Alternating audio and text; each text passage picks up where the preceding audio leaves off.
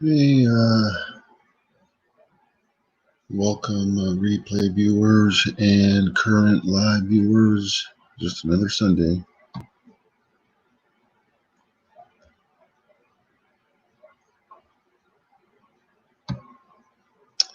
Take a look at this video, which I haven't seen yet.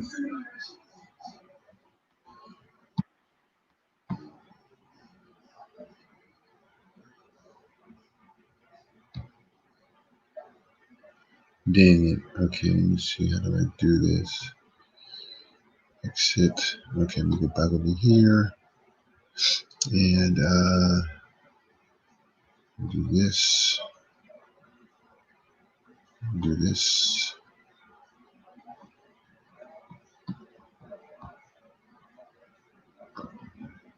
Oh, I know what I have to do. Damn it. Let me go back. I'll be right back. Share screen. Share screen. From this. That. Share. Okay, I got it fixed now. I didn't have it right the first time.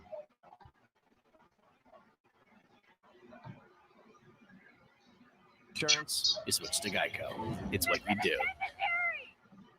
Okay, on that note, let's get it started. Max, were you impressed by Wentz Sunday Night Football? Not at all. Not at all. And by the way, when you can't just look at did you win or lose and then base what you say on that. I was watching carefully at the end of last year when he was terrible and he was being called great against an awful NFC East. And by the way, Eagles management, Howie Roseman saw the same thing. That's why they drafted a quarterback in the second round instead of packaging him and moving up in the first and getting getting Wentz some help. They didn't believe in him. By the way, if Hurts wasn't fumbling the ball every time he touched it, there'd already be rumbles. Even yesterday, what did Wentz resemble? A decent mid-level starting quarterback, and that's the best he's looked in a long time. He's still capable of making perfect throws. The touchdown throw he had, who was it to? It was perfect, like beautiful. Very few players ever can make a throw like that. So I get the excitement about the upside. Maybe he had 3 or 4 more quality throws the entire game. And by the way, look at the way he runs. Remember him 2017? I remember this well. This is why I was so excited about him. He had, what do they call it, escapability? He had that, like, he was really good, even moving around and escaping pressure and all this stuff. The way he runs now, schematically, it worked yesterday, but he lumbers. He looks like an older player. It's not his fault. It's the way it is. Is it so many injuries? I don't know. But in a way, it was good because Peterson, at least moving him around. Wentz is better when he throws on the move. The injury risk goes up, but at least you're getting some semblance of production from him. And I don't want to hear about the injuries on offense. Don't tell me about the injuries on offense. He's getting paid as a top 5 quarterback. You're getting paid that way to make up for that. What was his passer rating yesterday? His quarterback rating 81.4, something like that. It's okay. It's all right. And we're all like, oh, my God, Carson Wentz playing a team that didn't have their starting quarterback and has not been good without him. By the way, going back several years now, San Francisco almost never wins when Garoppolo doesn't play, almost never loses when he does. What did they combine for? A touchdown and 2 interceptions or something? A San Francisco quarterback? So he beat, at this moment, a bad team. He didn't look good doing it, except for one perfect throw and a couple of other high-quality ones. He posts a mediocre rating, and today I'm supposed to talk about how good Carson Wentz looked. He looked okay yesterday, and it's the best he's looked for a while. Stephen A., get in here. Well, first of all, let's listen. First of all, Mullins looked panicky. Obviously, whatever he looked like was against the Giants when he went up against a real football team, which is the Philadelphia Eagles, to some degree anyway. He got exposed. You got a guy out of the CFL, Singleton, if I remember him correctly, who pick sixed them. Eagles scored 14 points in 10 seconds after Carson Wentz had thrown a 42-yard bomb of a touchdown to this guy, Travis Fulgham, who had just gotten promoted off the practice squad. Let's remember, Max, that 4 4 of the 5 offensive linemen were out sporadically yesterday. So that's what Carson Wentz had to work with. I'm not by any stretch of the imagination saying that Carson Wentz was impressive, because I don't think he was that impressive. He had a couple of good plays or whatever, but I don't necessarily disagree with you that he's not looking great. But we've got to take into account the fact that the Eagles were playing pretty much without 8 starters yesterday. So I got to look at that, and that's reminiscent of last year and what he's had to work with. It didn't absolve him from the previous 2 weeks where he performed horribly as far as I'm concerned, if not the previous 3 weeks. But in terms of last night, he was dealing with some circumstances that were far from ideal, and we have to recognize that. We've got to give the Eagles defense props because they showed up and showed out, and they made the night nightmarish for Nick Mullen. That's why you had to get C.J. Beathard up in there to try and save the day, which couldn't happen ultimately. They're going to need Garoppolo back, but that's not saying a lot, because when you've got a guy looking the way Mullins looked, I mean, of course, almost anybody could come in there and look better than that. In the end, though, when we're talking about Carson Wentz, the jury is still out. He has not been impressive. He still wasn't overly impressive yesterday, but there were circumstances. There were mitigating circumstances to limit his level of productivity. They were lucky to escape with a win with all the injuries that they had. We can't ignore the fact that when this guy gets injuries, there's not 1 or 2 guys that end up out. I mean, you're talking about 6, 7, 8 guys from your starting lineup that ends up being out. That's what Carson Wentz has had to deal with a lot over the last 2 seasons, and we got to give him credit where credit is due in that regard. Yeah, I mean, first of all, Max, I love that I come here with a piece of paper and a pen to jot down the things you say. Stop talking about last year. Like, last year is a long time ago when it comes to NFL standards. We're done talking about last year. So you could say he stunk last year all you want. Stop talking about it. Second of all, I think the reality is this: you're just a hater on him. You will not move off your stubborn, hard-headed spot and your feelings of Carson Wentz. You talked about the San Francisco 49ers and that they've struggled over the last 2 weeks without Jimmy Garoppolo. They've outscored their opponents 97-22. They've done nothing but struggle the last 2 weeks without their starting quarterback. They had been playing very good football as a team, blowing out the last 2 games. You said that he's getting paid a certain amount of money to make up for all the injuries. That is literally what happened last night. He gets paid a certain amount of money, and he's throwing touchdowns and first downs to Travis Fulgham and Richard Rodgers and Greg Ward, guys that weren't on NFL football teams not long ago. They weren't even in camp with the Philadelphia Eagles, if I believe it correct, with Fulgham. So you can say that he looks lumbering. He actually looked really good running the football. The fact is this: he went into the defending NFC champion's house on the road and had to find a way to get a win with the team that was decimated. And 2nd and 18 on a drive that actually get the turnover. And I send out a tweet going, if you're going to be a great player, you have to go score a touchdown on this drive. He gets two plays that get called back. First of all, no, he gets 2 plays that get called back and 1 negative play. And he finally drops a dime, and you're going to go, he was okay?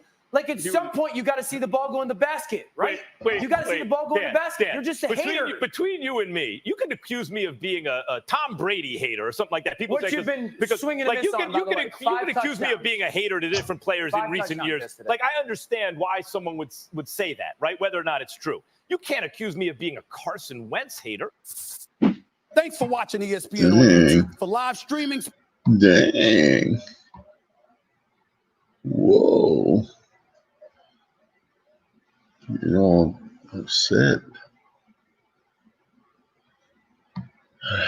Let's see here.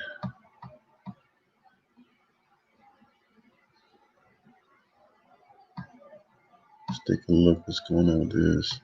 While people everywhere stand up for justice, police unions and prison special interests are pushing Prop 20. This is Chris Biederman of the Sacramento Bee, and here are 5 players to watch Sunday when the 49ers host the Miami Dolphins. Number 1, whoever's playing quarterback. For the first time in years, there's a chance the 49ers could be starting any of their 3 quarterbacks on Sunday. Jimmy Garoppolo returned to practice this week, but it's unclear if his high right ankle sprain will be healthy enough to allow him to protect himself and play. If not, Kyle Shanahan would have to give the reins to Nick Mullins or C.J. Beathard. Shanahan said he already knows which quarterback he would choose, but wouldn't divulge his plan until Sunday. There is a difference between them, and if Jimmy can't go, I'd like Miami to find that out on Sunday. But I've decided that we'll get both of them reps because both of them do have to be ready in case Jimmy doesn't go. Mullins had a poor performance in last week's loss to the Eagles and was benched late in the fourth quarter in favor of Beathard. Whether or not Shanahan's confidence resides in Mullins or Beathard remains to be seen, leaving plenty of intrigue heading into Sunday's game. Number 2, cornerback Jason Verrett. The former first-round pick has played at a high level while starting the last 2 games, his first back-to-back start since early in 2016. He allowed just 3 catches for 18 yards, albeit against 2 struggling offenses with the Giants and Eagles. Dolphins receiver Devontae Parker is the most productive receiver the 49ers have gone against since DeAndre Hopkins in Week 1, and Verrett, as the team's top healthy cornerback at the moment, will likely be charged with keeping him in check. The 49ers cornerback group is banged up as Emmanuel Mosley and Ahkello Witherspoon are uncertain to play this week, making Verrett an important player until Richard Sherman gets back from injury in the coming weeks. Number 3, tight end George Kittle. The All-Pro caught all 15 of his targets for 183 yards in his return to the lineup last week after a knee injury cost him the previous 2 games. Miami will try to slow him down with defensive back Eric Rowe, who has been converted from cornerback to safety explicitly to slow tight ends. Kittle will also be important in the run game as the 49ers try to get their running backs going after averaging just 2.7 yards per carry over the last 2 weeks. As Shanahan said this week, the running game gets everything else going, which means more opportunities to get Kittle in space after using play action. Number 4, defensive end Kerry Hyder. The veteran pass rusher leads San Francisco with 2.5 sacks on the season, which is certainly a surprise given all the talent the 49ers had on their defensive front coming into the year. Yet Hyder has become one of the team's most important defenders, with Nick Bosa and Dee Ford on the shelf with injuries. San Francisco's edge rushers have been challenged by elusive quarterbacks throughout the season, so expect Miami to get Ryan Fitzpatrick on the move to challenge Hyder in space. How Hyder does could be key for the NFL's number 3 ranked defense heading into the weekend. Number 5, the Yak Bros. Receiver Deebo Samuel coined a new nickname for 49ers pass catchers this week, aptly calling himself, Brandon Ayuk, and Kittle the Yak Bros for their ability to make plays with the ball in their hands. I think Brandon do a great job of that. It's good to say that he's part of the Yak Bros now. Me, Brandon, and Ayuk, great guys with the ball in our hands. So, I mean, it's just great to have another guy out there that can break tackles and go score. Samuel should see his role expand after getting 4 touches in his 25 snaps last week. Ayuk, meanwhile, scored an electric touchdown on a 38-yard bubble screen that included breaking 2 tackles and hurdling a defender into the end zone. If San Francisco's offense is going to get back on track this week, the Yak Bros are going to have to make plays, no matter which quarterback Kyle Shanahan rolls with.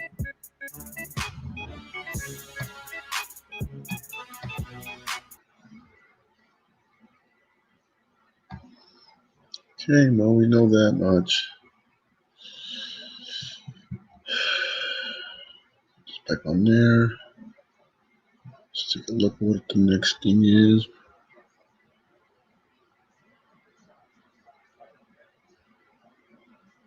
What? This is new. Grammarly can help you write quickly and confidently, so you never have to slow down at work. Instant corrections make your writing mistake-free.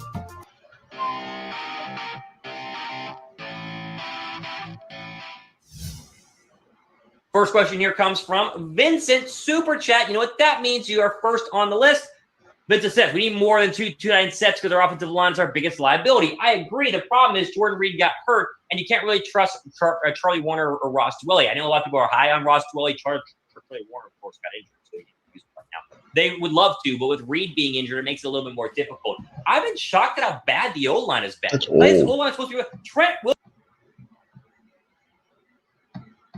Williams got whooped by Josh Sweat. It was like a backup out of FSU, and FSU stinks. We all know that. FSU's terrible. My roommate's from FSU, so he's probably mad at me saying that right now, but they're also Jackson State. And Josh Sweat obviously is an Eagle right now. But, man, Trent Williams has been terrible, especially the past couple of weeks. They've been really, really bad. Be better. So I'd like to use more 2 tight end sets, but you don't really have 2 tight ends to use them with. Good question, though. David with a super chat, of course, right to the front here, says, any cornerbacks high on you in the draft? What is the name of the cornerback out of Bama? There's a really good one out of Alabama, and I'm blanking on his name right now. Dude, I'm blanking on him. I forget his name. Well, I don't know his name right now. I'm being told. Oh, it's Certain. Yes, Certain is the cornerback. Thank you, Dylan. My producer just said it in my not in my ear. He just texted it to me. So yeah, Certain is a great cornerback out of Alabama. There's a couple of them. There's like 4 that'll probably go in the first round. So that's probably going to be an option right now for the 49ers in the 2021 draft. But it's just so far, like April's so far away. You know, it's like I just don't want to think about the draft just yet. I want to win a Super Bowl, right? Super Bowl over draft. Briscoe Boss 415. Briscoe Boss 415. It repeats himself twice. Says Von Miller, Khalil Mack, can we get one? Well, Miller's injured, so you don't want to trade for him at all. And Khalil Mack is a Bear, and he's not going to be traded. So no, neither. Miller's done for the entire year. So will you trade for an injured guy? No, I don't see it happening. I love Khalil Mack, but he costs too much, and the Bears like him, and the Bears still are in the playoff hunt, so I don't see any changing. Let's say Triple D TX. What percentage chance will Mostert play? So I know what to do with my fantasy line. Great, glad you asked. I say 30% chance he plays. I don't think he's going to play. Now, at the time of filming this right now, it's Thursday. So things can change between Friday and Saturday and even Sunday morning. So don't just bench him and forget. Check again on Sunday morning just to make sure. But I'll tell you right now, it's not looking good. He was limited in practice, but the knee's been kind of bugging him. So I'd say 30% chance. I don't expect him to go ahead and be out there. And some more questions here using hashtag 49ers down below in the comment section. A lot of people are asking some really, really good ones. And someone just asked for a jersey, any jersey.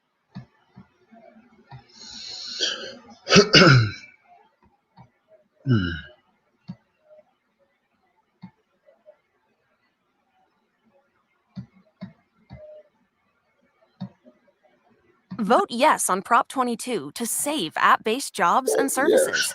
Nearly 1 million Californians.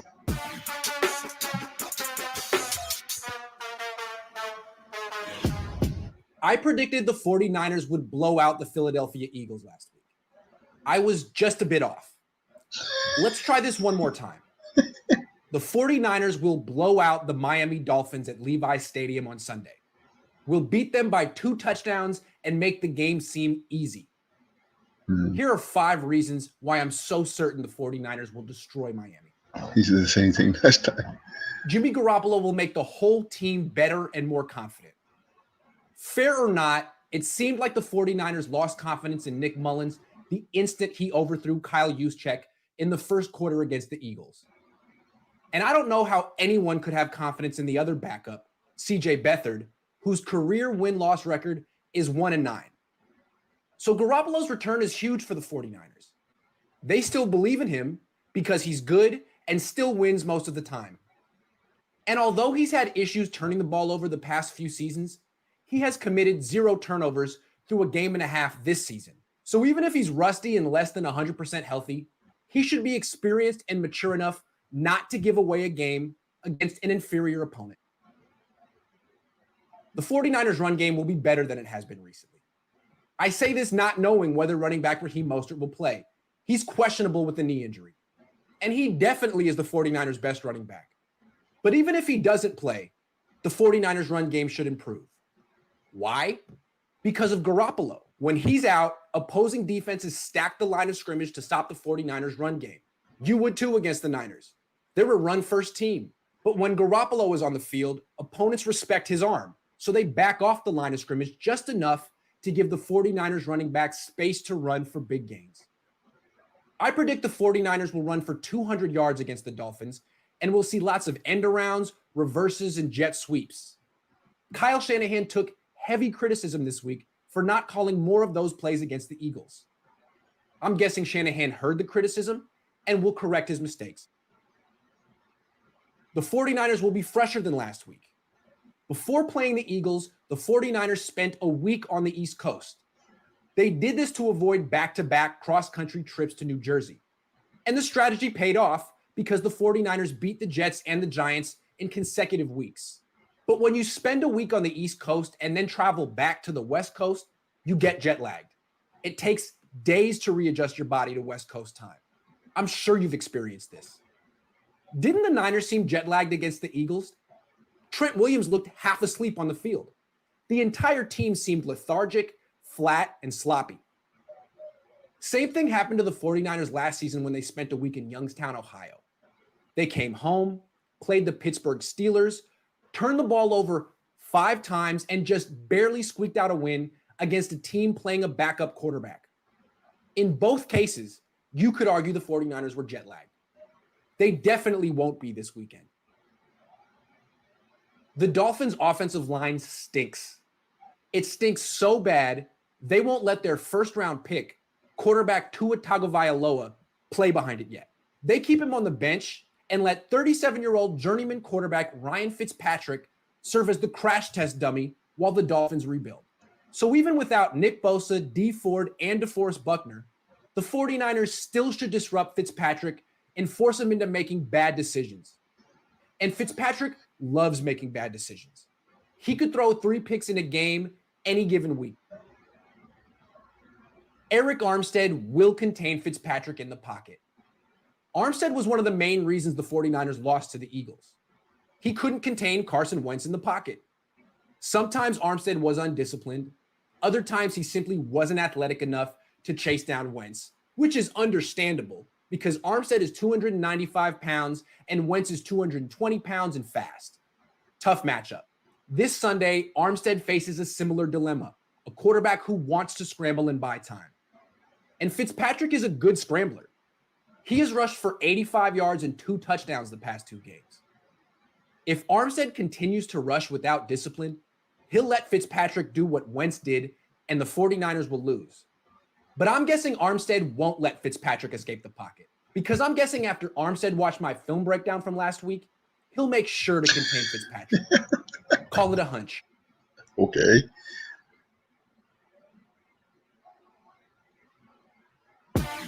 Just because he said, okay, all right, he watched your film. Okay. That's interesting. That's kind of stupid.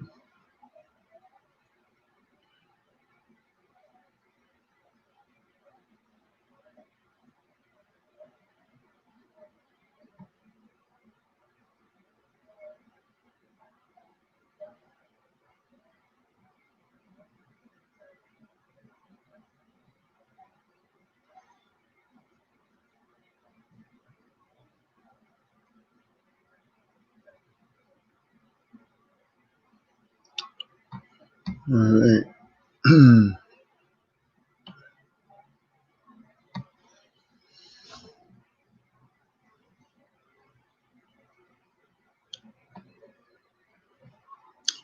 See what I can find here. Let me go back. Saw the YouTube thing on Star Trek Continues yesterday. That was just kind of interesting.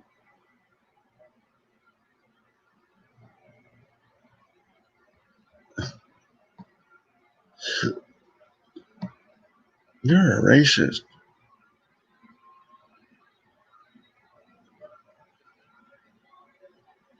Uh-oh. I got to see this. Freaking Neymar is awesome. Neymar. Okay, let's see. Where's the video at?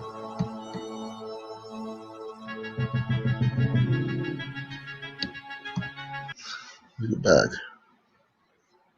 Back to the beginning. All right, let's take a look at this.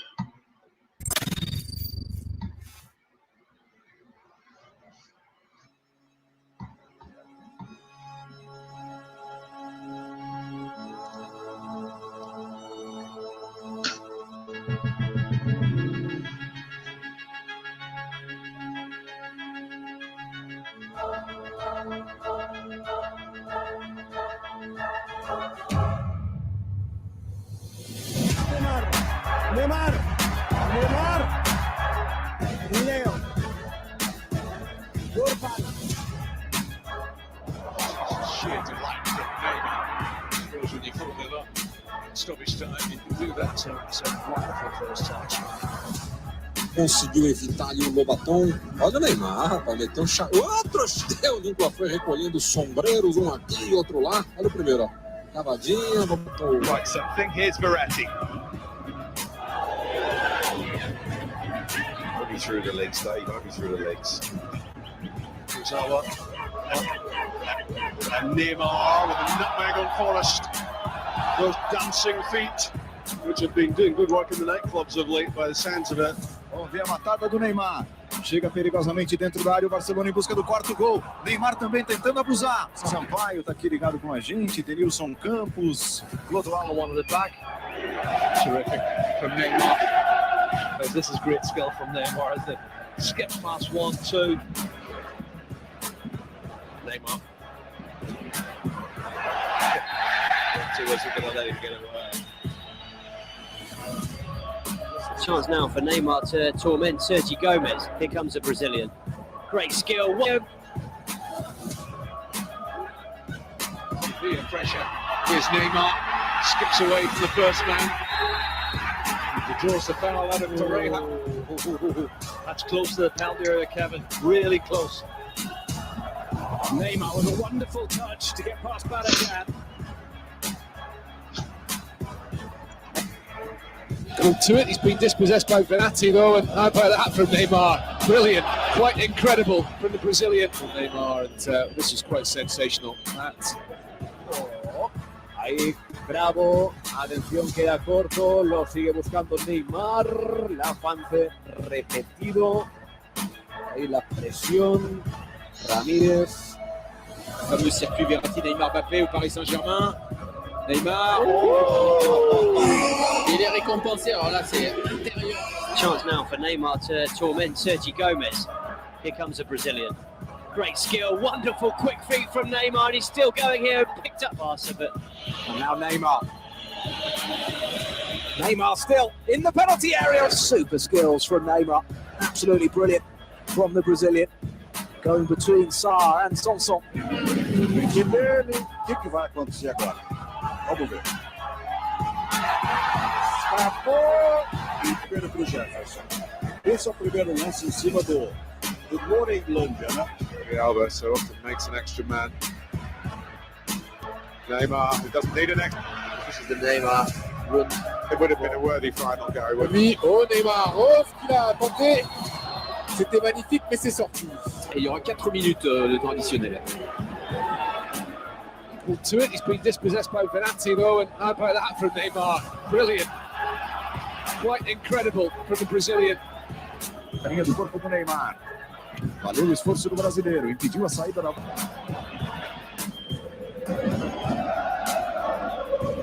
Neymar's going through the full repertoire now. They will be trying that one in the playground tomorrow.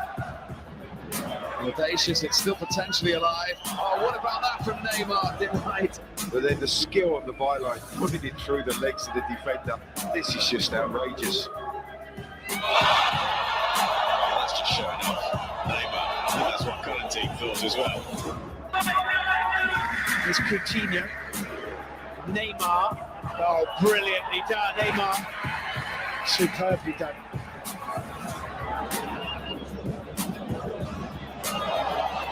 Oh, beautifully done. Neymar made amends, and now Neymar accelerates.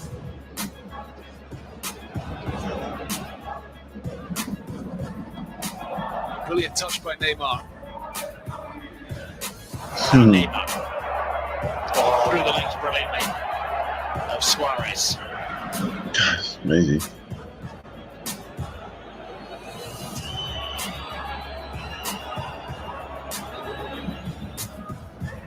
Neymar seemed to take a painful blow to the solar plexus there. Jordi Alba before Nasri could get to him that time.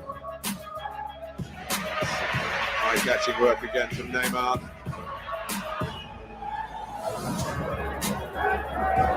Good stuff.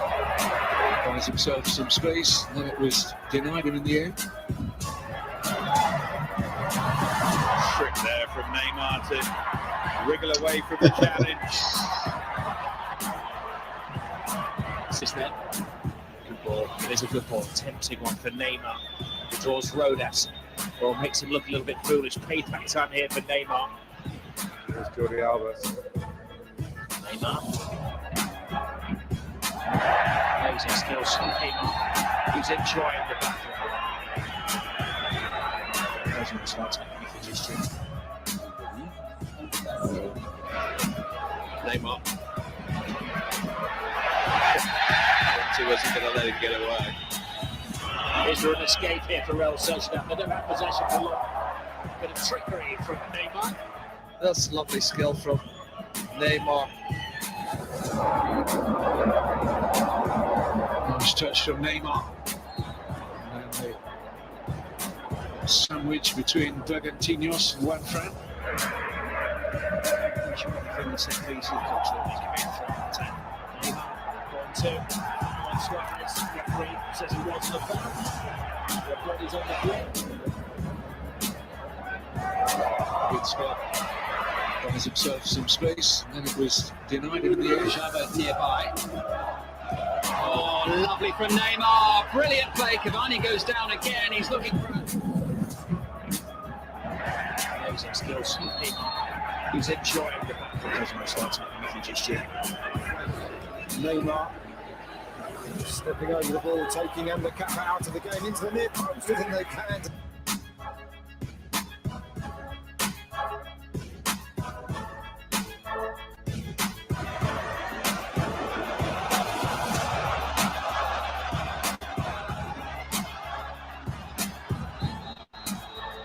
Neymar gets away from Mariano with a lovely little maneuver. Still Neymar.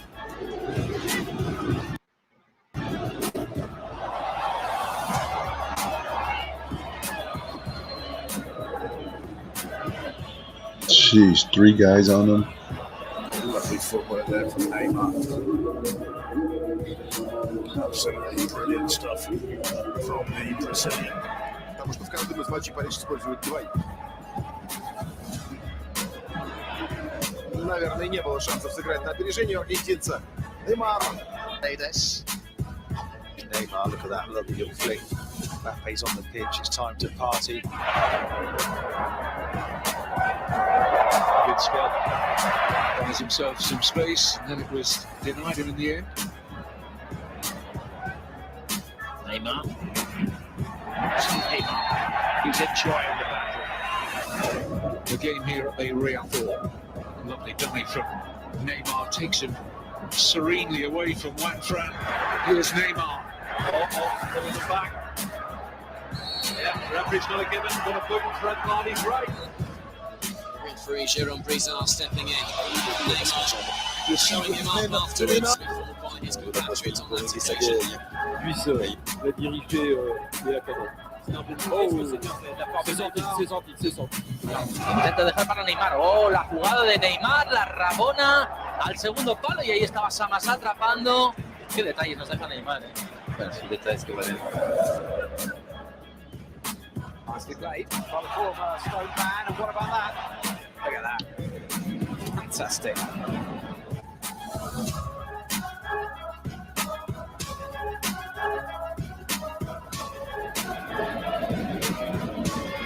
Il y a 2 enjeux, cette fois face à lui. Oh Neymar, oh ce qu'il a tenté. C'était magnifique, mais c'est sorti. I'm a busy single mom. I needed extra income. I have a disabled daughter. App-based driving works for my family. Drivers want to stay independent contractors. Prop 22 protects our That's flexibility. amazing, man. Offers Good. great guarantees and healthcare benefits. 10 minutes, Yes, on top. and then I'm gonna get going here.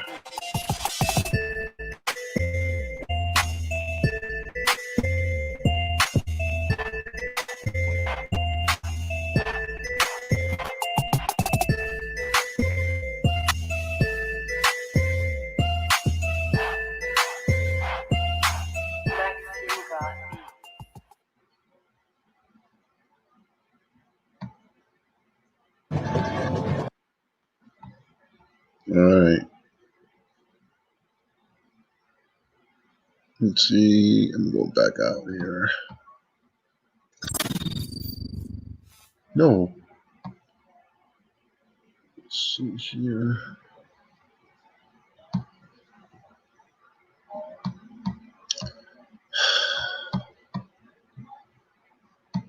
Let's see what we got here.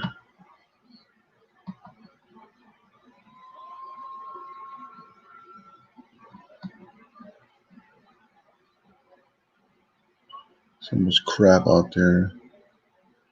Yeah, and then there's lots last week. Yeah, it happens. What are you gonna do? This is cool. It's Star Trek Continues. I don't know. I think they only have several episodes, I'm not sure.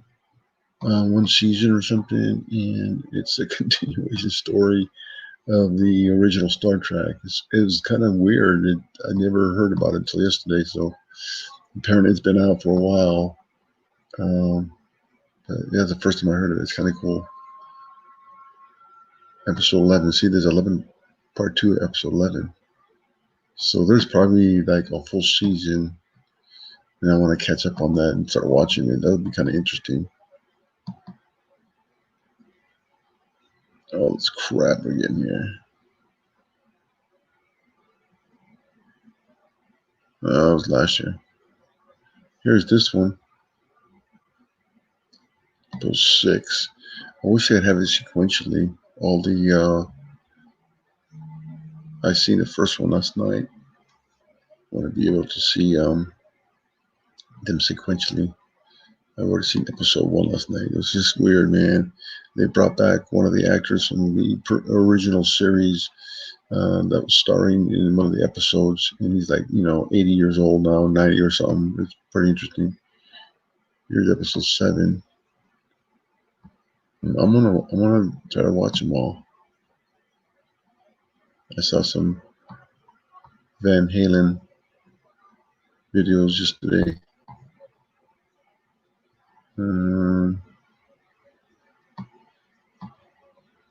Let's see what else. Make sure. Let's see what else we're gonna do here.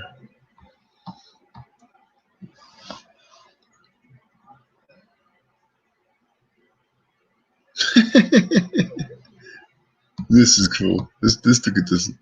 I gotta see this. This is gonna be interesting. Hi, I'm Dr. Amy Killen. I have my own medical practice, and I've been using Doodly now for a few weeks to create these really fun videos to share with patients, prospective patients on social media. Hi, I'm Brad Callen, and in this video, I'm going to show you how anyone can quickly and easily create doodle videos, skip the just ad. like the one Here you're we watching. go.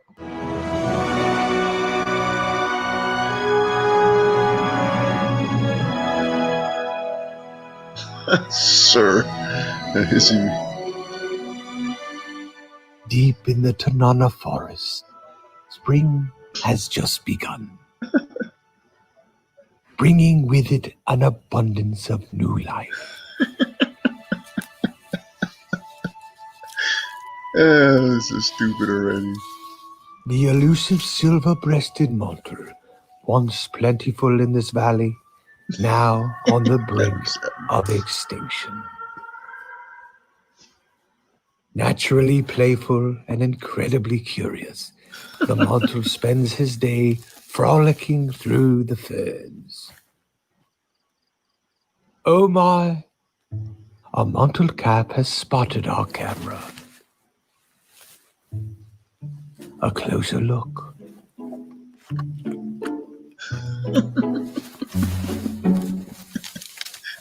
Stupid. This one stumbles upon a local watering hole. Let's take a dip. Yeah.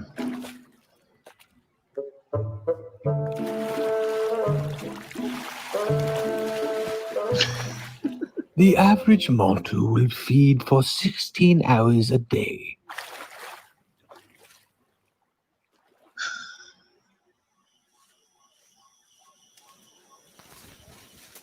Naturally social creatures, this one has made a new friend. But not all residents of the Tanana forest are friends. The big bird. The only known predator of the silver-breasted mottle. The chase is on.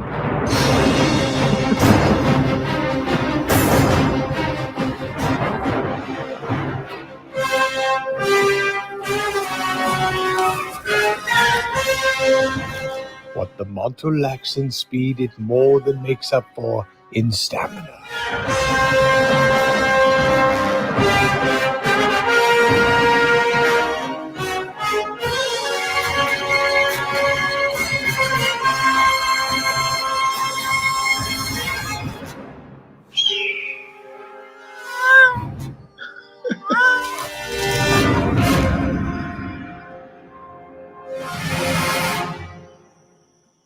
brutal massacre. A devastating blow to a beleaguered species. But wait, one has survived.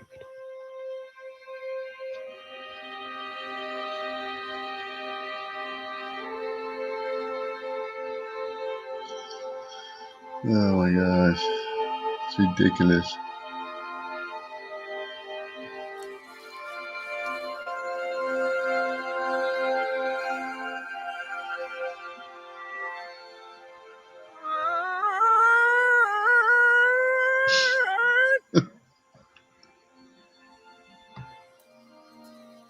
It calls out to the herd.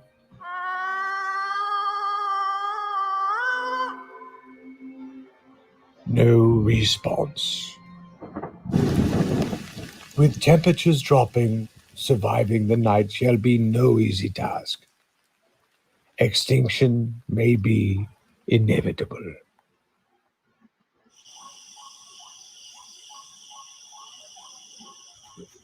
It seems as though the end is near. Jeez.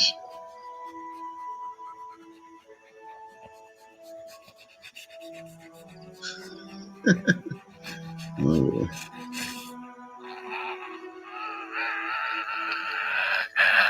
Or is this a new beginning?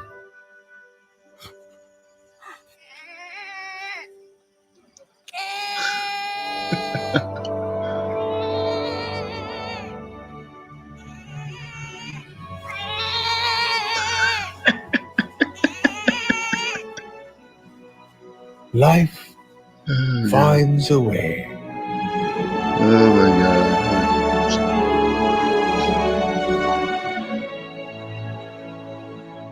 Although the road ahead is uncertain, and trials and tribulations are many, the mantle marches on.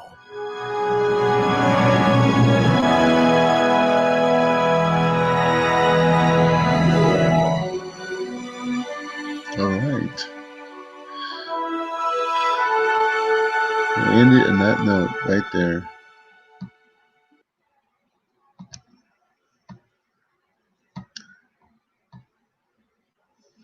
All right, appreciate you stopping by. Take care of yourselves, and let's not go extinct. All right, I gotta get ready to go here. Later.